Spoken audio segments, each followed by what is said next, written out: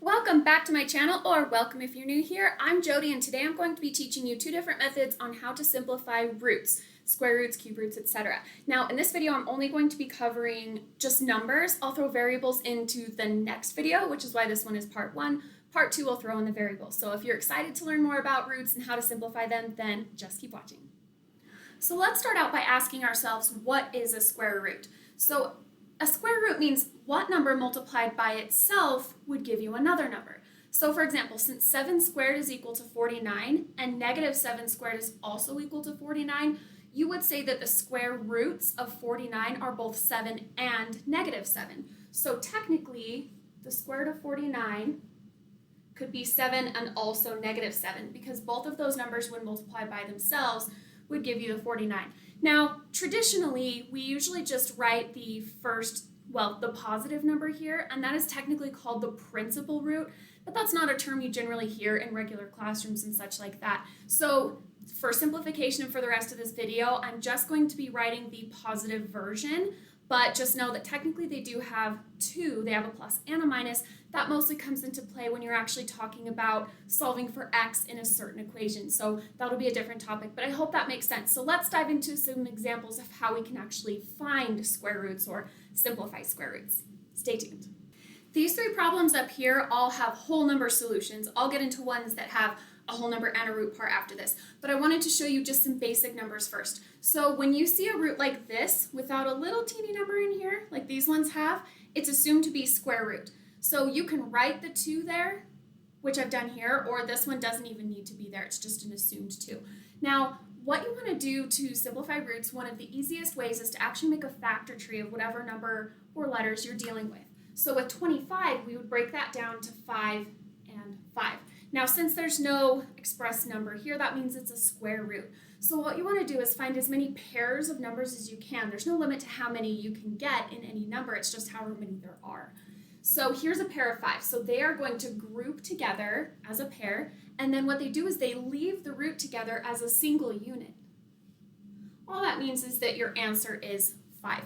Now, on this one, you could also just ask yourself, what number times itself makes 25? That's not a terribly hard number to figure out.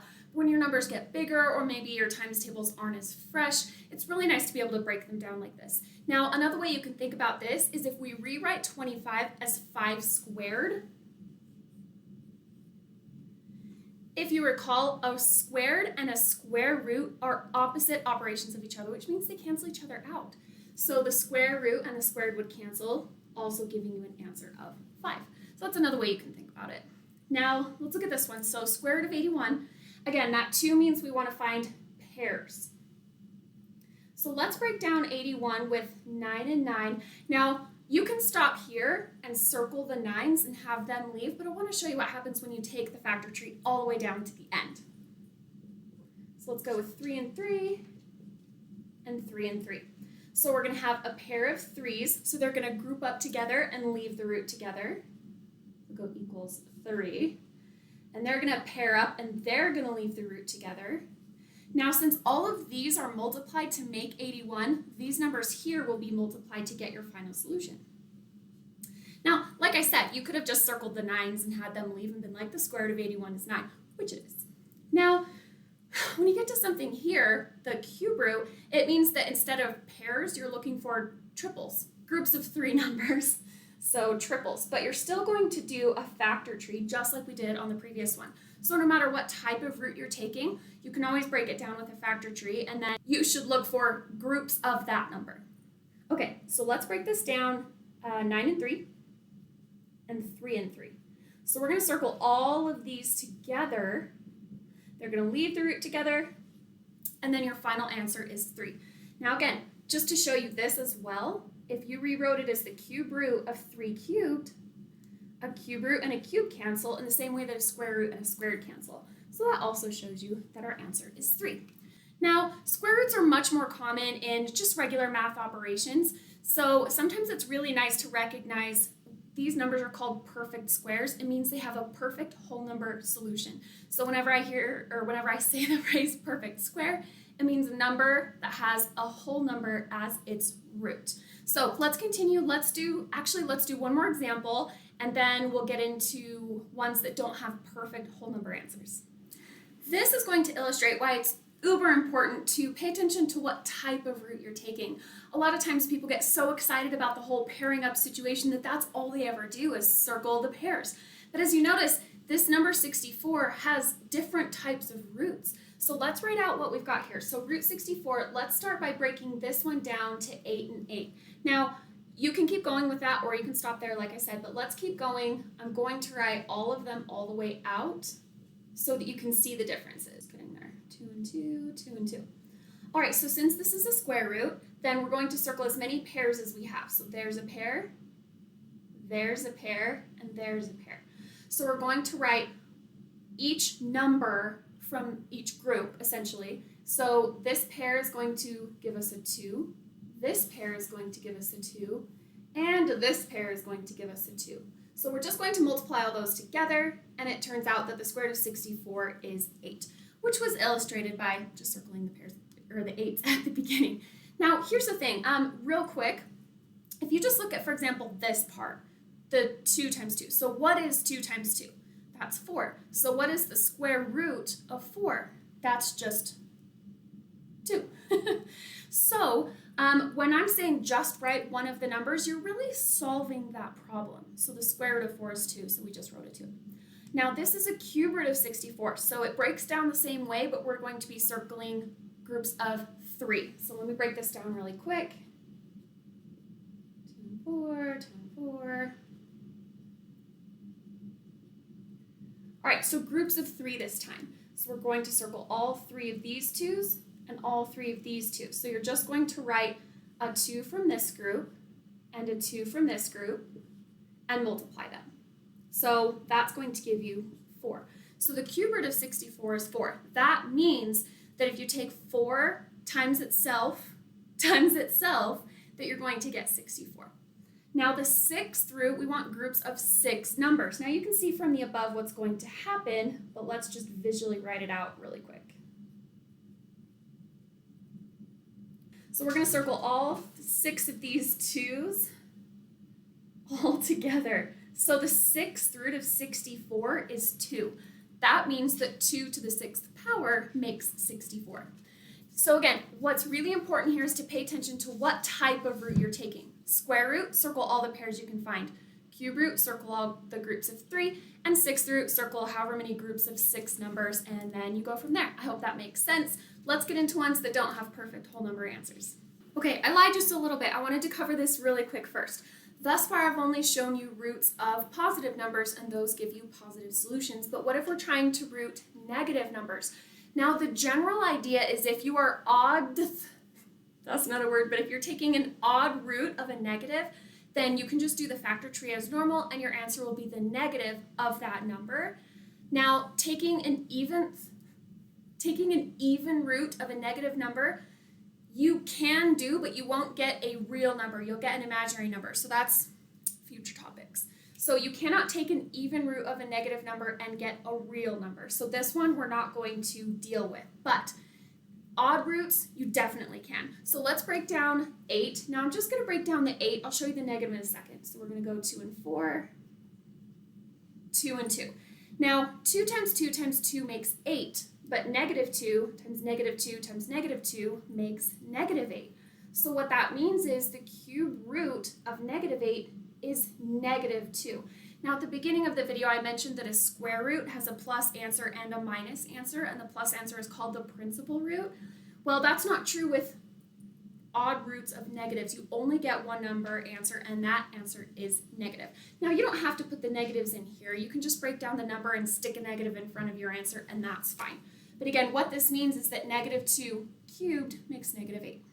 So this one, 5th root, you can write the negative already and then just break down 32. So 4 and 8, 2 and 2, 2 and 4, 2 and 2.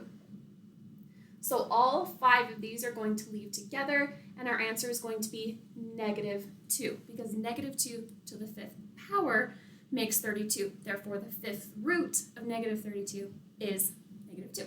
I hope that makes sense. Now let's get into the ones that don't have whole number answers. these numbers don't have perfect squares. For example, there's no whole number multiplied by itself that makes any of these numbers here. Now, I'm still going to show you how to do these with factor trees, just like we did before, and then I'll show you another way utilizing perfect squares as well. So let's start off with how we had done it before. So let's break down the 12. Let's go with 4 and 3. 4 breaks down to 2 and 2. So the pair of 2's, they're going to leave just like they did on the previous problems. However, we have this leftover 3 here. Now, he doesn't have anybody to pair up with, so he doesn't get to leave the root. So I like to put a box around the ones that don't get to leave just to segment them off and have different shapes. So it's nice visually. By the way, I've been trying to film this segment for like 20 minutes. It's very hot in here and my dogs are panting, so I'm very sorry about that. But just pretend you don't hear that. Okay, now, as I said, the pair of 2's is going to leave the root and become just a single 2. Now remember, what we're actually doing is taking the square root of 2 times 2, which is 4. So the square root of 4 is 2. Now the 3 can't leave the root because he doesn't have anybody to pair up with, but also you don't know the square root of 3, so you're going to keep it as the square root of 3. So anybody that can't pair up or triple up, if we're taking a cube root, they stay underneath the root as they were. So the square root of 12 is equal to 2 times the square root of 3. We usually just say 2 root 3. Now, in math in general, you always want to simplify roots down to lowest terms or simplest terms. So if you ever get a solution of square root of 12, it's not going to be completed yet until you break it down into these terms. So it's really important that you know how to break down roots. Now let me show you another way, and this is actually really commonly taught as well, is to utilize the idea of perfect squares like I mentioned before. So let me name the first few perfect squares. So 1, 4, 9, 16, 25, and going up from there. So you want to think, okay, self, what is a perfect square that's within 12? And you might say, oh, well, 4 is a perfect square. So one thing you can do is rewrite it as square root of 4 times 3. 4 times 3 makes 12.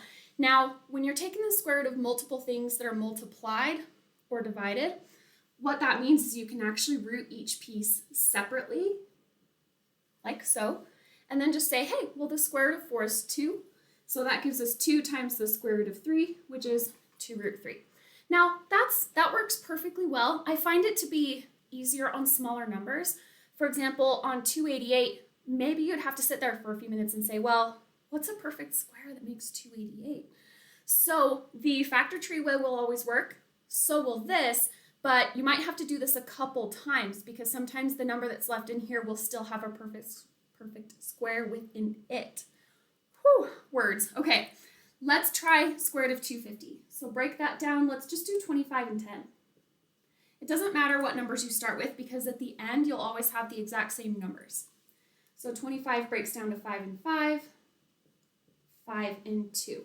Now, even though you see 3 5s, we're only taking a square root. So we can only pair up those 5s.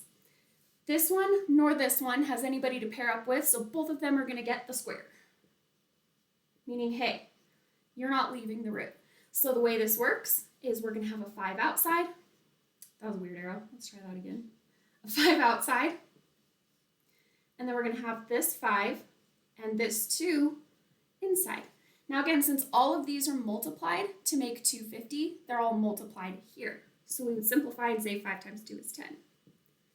5, 10.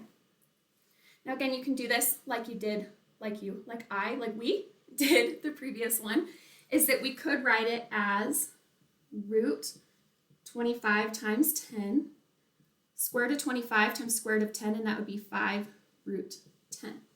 They both work. I tend to favor, most often when you're first learning roots, I tend to favor the factor tree.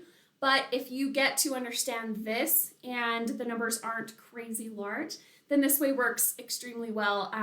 This way works extremely well. So, pick your poison. Either one, you'll get the same answer. All right, let's try 288. So that would be 2 and 144. Let's just stick with the 2 trend as far as we can go. 2 and 72. 2 and 36. Not going to run out of room. No, we're good. 2 and 18. 2 and 9. But then the 9 we'd have to go with 3 and 3. We're going to circle as many pairs as we can find. They get to leave the root. And then anyone that can't pair up doesn't get to leave. So we have this pair of 2's here, this pair of 2's. That one doesn't have anyone to pair up with, so he gets the square, and those 3's. So all of the pairs are going to leave. So we're going to have 2 times 2 times 3 root, this 2 stays underneath. So when you have multiple things left inside, they stay inside and multiply. When you have multiple things outside, they stay outside and multiply. So this would be 2 times 2 is 4, times 3 is 12, so that would be 12 root 2. When we get into variables in the next video, it'll be very, very similar, but I'll show you some tricks as well. So I hope it's making sense. Let me give you some practice ones. Give these 3 a go. Now notice I gave you a cube root and a 4th root, but follow the same rules. Find groups of 2 for a square root, groups of 3, groups of 4, and then anybody who can't group up stays underneath the root. So give them a go, and the answers all written out are coming up next.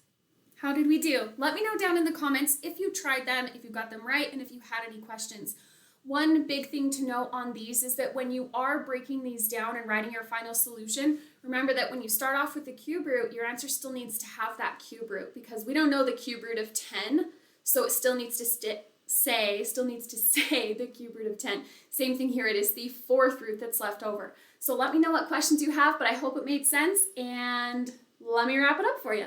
Thank you so much for watching. I hope that roots are now feeling a little bit easier to solve and to simplify. Every time you get a root in any sort of question, if it can be simplified, it needs to be simplified. So stay tuned next time for when I will throw variables into the mix and also coefficients. So notice I didn't have any numbers out front on these. I didn't say to simplify, for example, 3 root 12. It was just root 12. So stay tuned next time. We'll get into that, and I hope to see you very soon. Have a beautiful day. What kind of YouTuber am I? Don't forget, subscribe. Here's some suggestions. Click on these videos and also click on my face right here to subscribe. Can't wait to see you next time.